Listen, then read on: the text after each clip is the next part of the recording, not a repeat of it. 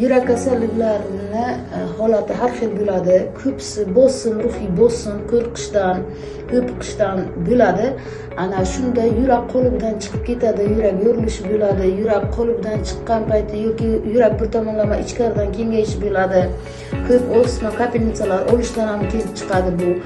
Ana ularni asoratiga keyin bizlarni odamlar noto'g'ri davolash qiladi. Asosiysi qadimdan qolgan bizlarni ota-bobomizning ilmlaridan yurakni sog'dirish bor. Yurakni qolibiga solgandan keyin emlanishi mumkin. U ham boshlang'ich pog'onada, boshlang'ich stadiyada.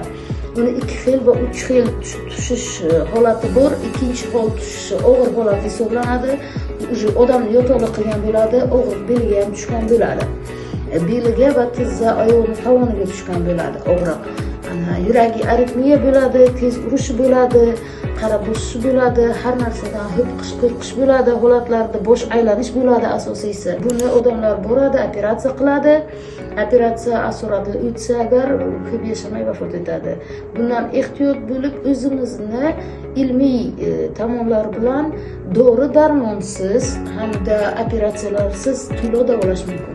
Yurak kasalligini yana bir og'ir turi o'tkazib yuborilgan bo'lsa, o'sha 40 kun ichida ruhiy bosim bo'lgan bo'lsa, kuchli holatda odam qo'rqinchdan, yurak yorilishidan vafot etishi mumkin. Bunda kuchli og'riqlar tizza va tovongacha kirib borgan bo'ladi. Ana bu narsalarni ham to'g'ri diagnostika qilib, bor ilm bilan yordam berilsa, odamni o'limdan saqlab qolish mumkin.